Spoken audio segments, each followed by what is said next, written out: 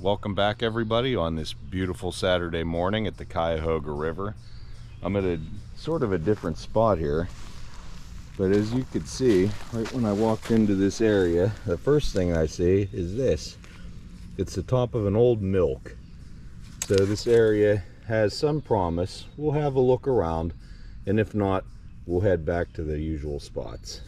More evidence of old bottles here before I even get in the water. Just stepping into the water, I see something old here. What is this thing? Wow, that's... looks like it's made out of metal. Well, that's certainly worth cleaning up. We'll have a closer look at this a little later. It takes a little bit of power to push trees and everything that high on the bank. So I was here a long time ago, but I'm pretty sure the bottom might have changed and things might have been ripped out of the bank. Well, that's kind of creepy. Some kind of plush here. Apollo. Well, here's something interesting. It's got the shape of a cell phone, but it's so tiny. It has a camera on it. I think this is a cell phone. Look at that. Oh, wait a minute. That's one of those kind where you would slide it open and have your keyboard before the touch screen. All right. This looks like the top of a cork top. I think it's just a broken piece. Yep. But I'm looking for these kind of things whole. And there is a dog leash. Another fragment of an old milk. We're on the right trail. No matter where you're at in this river, there's always shoes. I remember seeing bowling balls here the last time. There's always a bunch of them. Don't know why.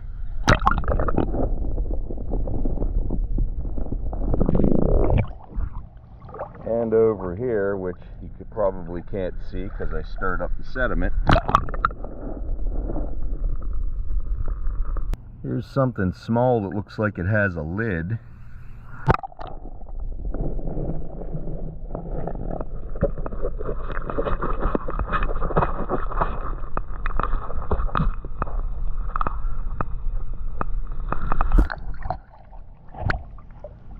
Okay, that's a cold cream jar. The last time I found a jar like this with a lid on it, there was stuff in it. I think in the old days people used to put their valuables. They didn't have a Ziploc, so if they went in the river, they would put their junk in there. I feel something in there. There's something shaking around. Let's have a look.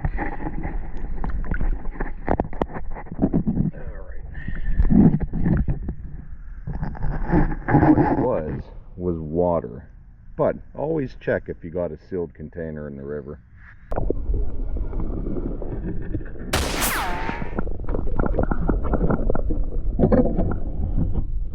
I think I'm going to keep this. This is a AAA Portage County Automobile Club. And the reason why I'm going to keep this, one, I want to try to read what that says. And two, I got one of the first AAA badges that have ever come out. The first Automobile Club of America. I found one of those in a different part of the river. So we'll have a look at that and this one, compare them, and maybe look up some history together. Here's a Bluetooth speaker dropped by somebody on a tube or perhaps a canoe.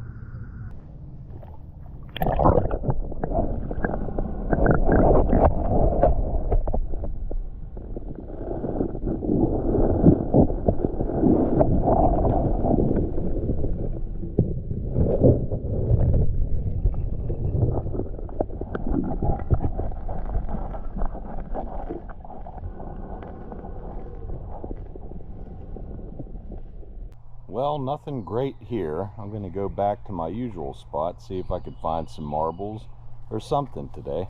Nice sun, not quite high up in the sky, but we're just on the right angle to see glass and different colors and different shapes.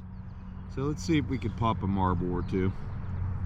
Here's a button. Is it plastic? Is it porcelain?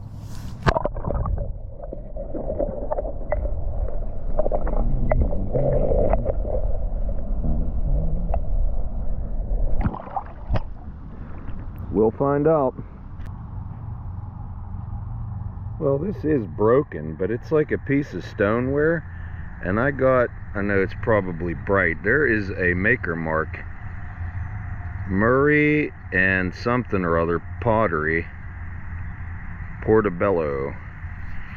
Well, I think I'll take that and research it just to see what this was. Okay, here's a metal object. In my estimations, just saying what that looks like, it looks like it might have screwed to a house or a porch here and swung out and maybe held a flower basket. What's your guess? Okay. I still don't know if this is a rubber snake or not that it's tangled around. I think it's a rubber snake. I thought it was a dead snake. I mean, look at it. Just an example of how wildlife could get caught up on these things. Okay, I cut him free. I'm wondering if this rubber snake is perhaps an older one from an older era. I don't think they make them look that real these days. Or maybe it's just the dirt and mud from the river that's making it look that way. Well, there's something, a marble for my marble jar. Here we go. Pop that out. What do we got? Little blue marble. Not the fanciest, but I'll take that. Okay, there's some kind of plate. I never write these things off, even though they look broken, and this one likely is. We'll check it out.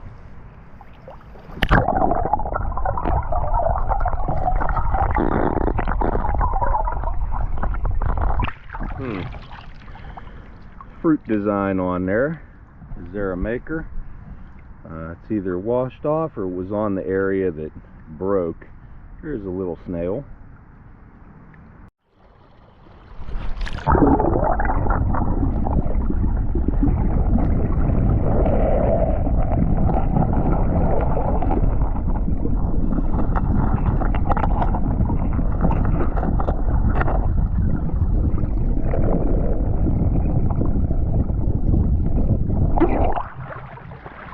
Lock 1234.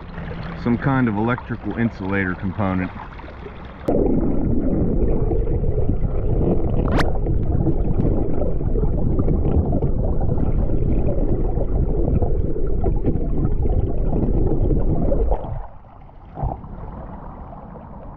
Well, that's certainly a nice one.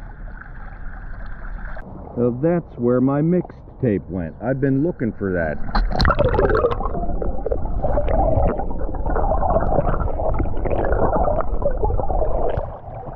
Huh. I'll have to get a pencil and wind it back. Yeah. Ooh, what's that? Looks like a fishing lure. Okay.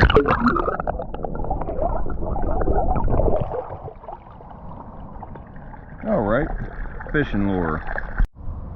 Let's see, what's that white ring there? Because that was like that. That is the smallest milk glass jar I've probably ever seen. Oh, there's that 1980s skateboard again. One day I'm gonna grab that thing and just have a look at it, but not today. Oh, there's some glass right there. Maybe a can. This one's definitely glass. Let's see what that is.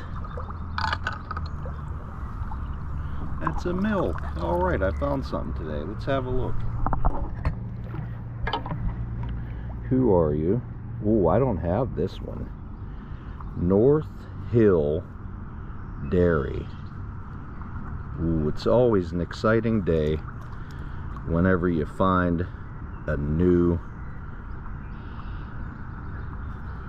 half pint, a new type of milk. I do not have one of these. There's a lot of quicksand between where I normally go and over here, so I guess that's why it's still here. Akron O. Alright, let's see what these other things are. They don't look like anything special, but we'll have a look. Now that I'm having a better look at that, it does look like another milk. Don't want to disturb all the dirt. I'm just gonna hook this. And it is. How about that? I might get two for the same one in the same day. No, this is something different. The Akron Pure Milk. And this is a half pint. We got a little hitchhiker in there, as usual. Let me dump him out. Maybe we could have a look. Oh, there he goes. Go find a new home, buddy. There's no shortage of bottles in this river. Alright, I don't think we're going to be 3 for 3. There's actually a fourth thing right there. Let's hook this. Let's see what this is. Might be a cottage cheese. Kind of looks like a cottage cheese. Akron Pure Milk cottage cheese jar. Outstanding. Are we going to be 4 for 4 is the question. Let me put this in my pouch. I didn't think I was going to find anything today, so I didn't bring my extra pouch. Let me juggle things around.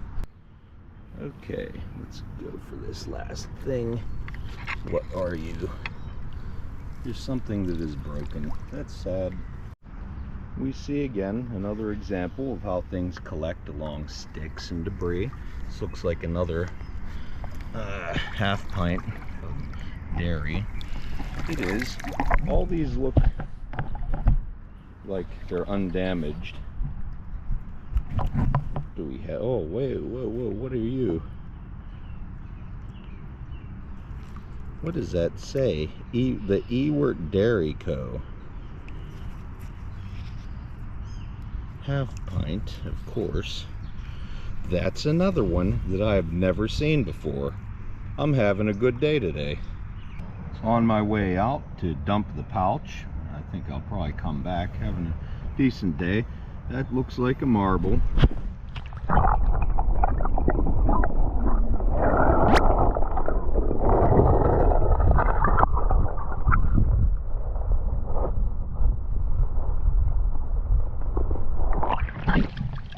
Okay, tons of marbles in the Cuyahoga. People always ask in the comments, well, before regular trash collection, people just dump their garbage in the river or over a hill.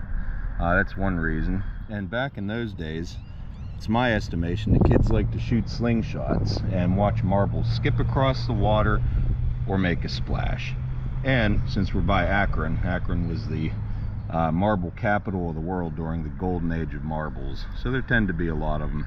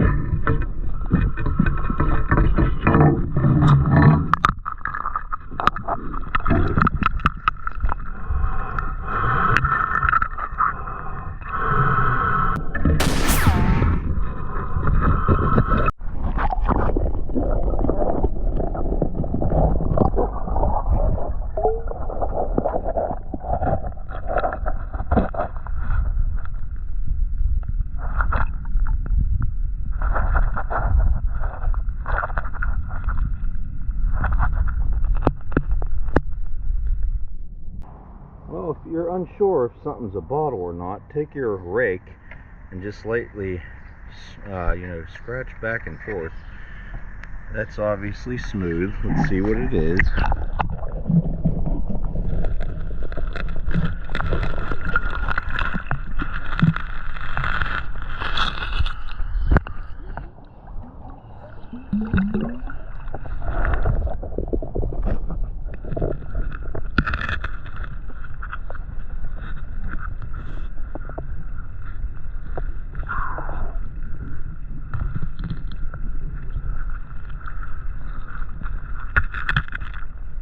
That is a Blue Ribbon Farms full quart out of Akron, Ohio. In case you didn't know, milk right there. I've never had this brand before. Okay, well, I mean, I didn't drink it. You know what I mean. I've never found this bottle before. All kinds of stuff everywhere you look, but you got to go nice and slow.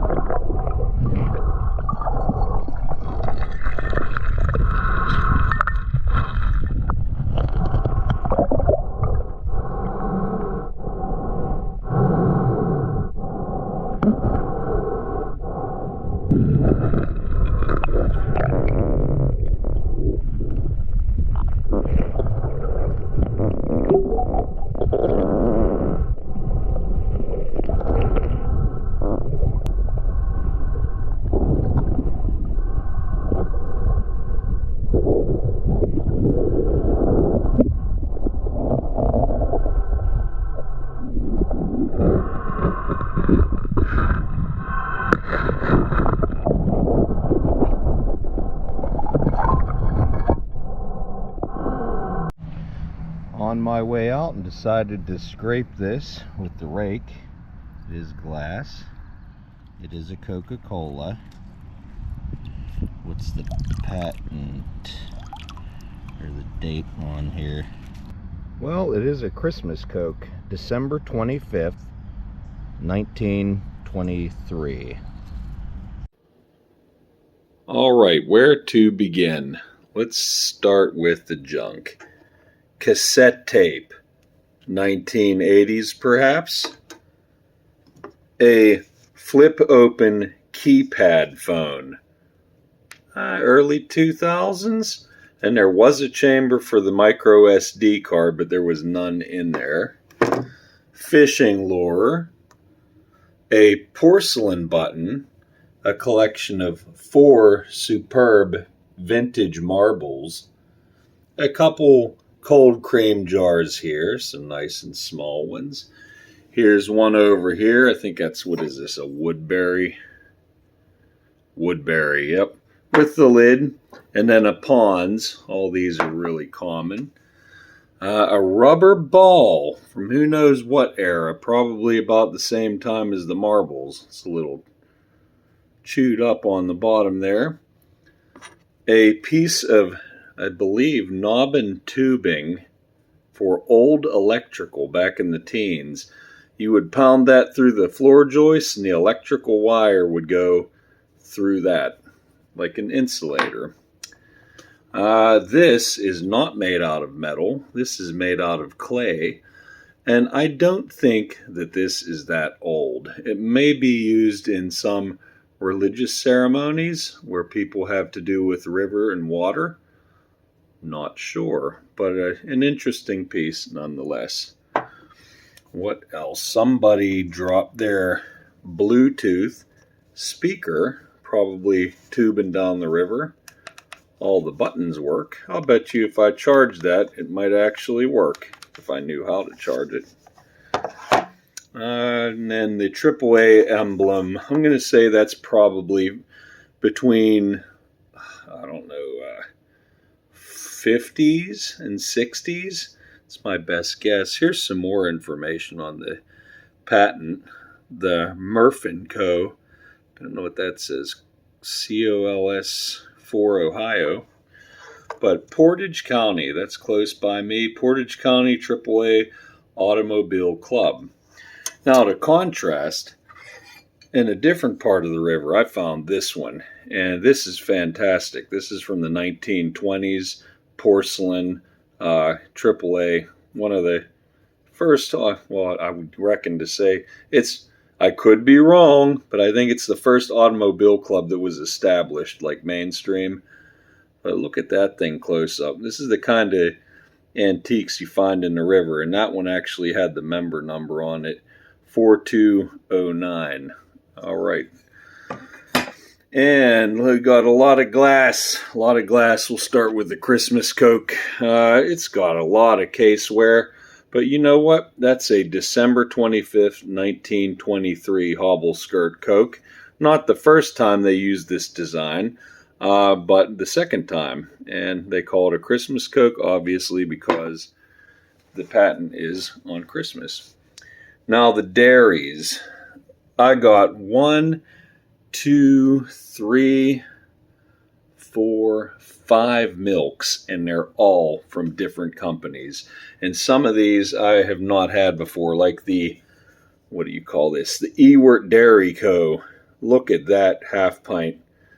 That's pretty good, and I can't believe that thing came out of the river. Slug plated, and again, they put they go to a bottle manufacturer, will have just the basic form, and then they put the metal slug plate in for the independent or individual dairies. But that's my first one of that. I have plenty Akron Pure Milk, but here's a little half pint Akron Pure Milk. So cream, liquid, that's pretty good. And all these milk bottles are right around, they could go back into the teens, but most of them are mid-20s. Look at this. This is one of my favorite. North Hill Dairy, Akron, Ohio. Look how shiny that is. I mean, people get bottle tumblers and they have a little bit of riverware. Like some of this scum I just couldn't get out.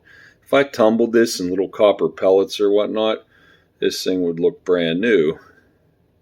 And it got a K on the bottom. That's a nice one.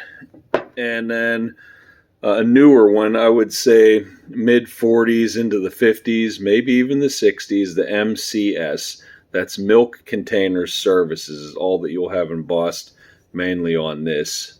And this is from Akron, Ohio. Then we got another Perfection Dairy. Look at this heavy duty. The Akron, oh, excuse me, not Perfection Dairy. This is the Akron Pure Milk Company. Creamed cottage cheese, 12 ounces. This jar is thick. This is very durable. Imagine getting your cottage cheese in something like that.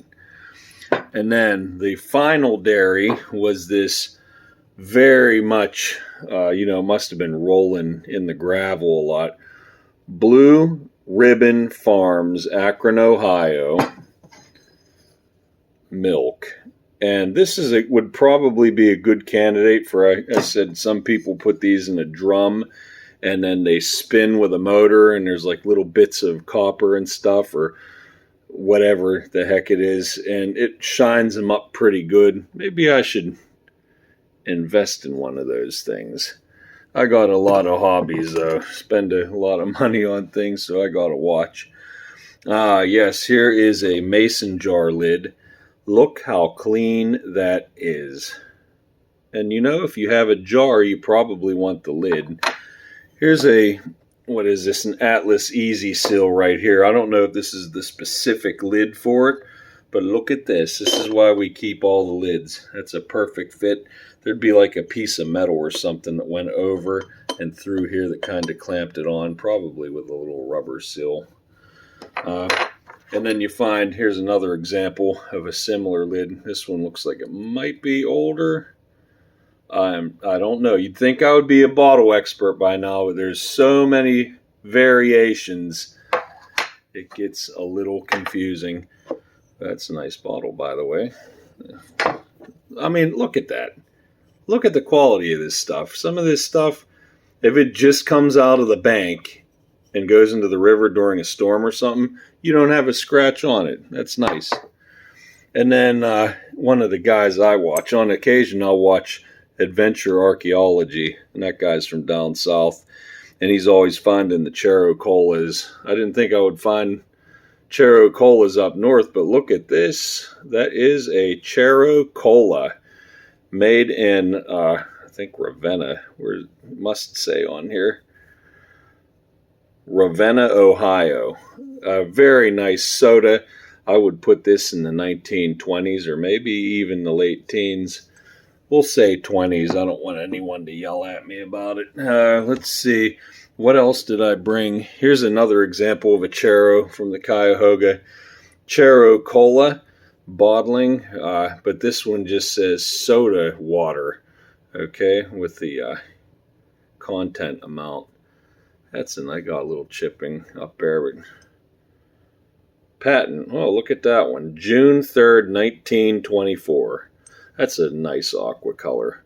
All kinds of goodness in the Cuyahoga River. I'm saving some of my favorite stuff for last.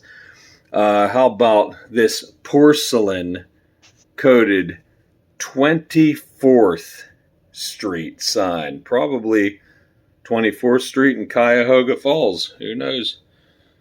But anytime I could find a porcelain sign hole, that's cool.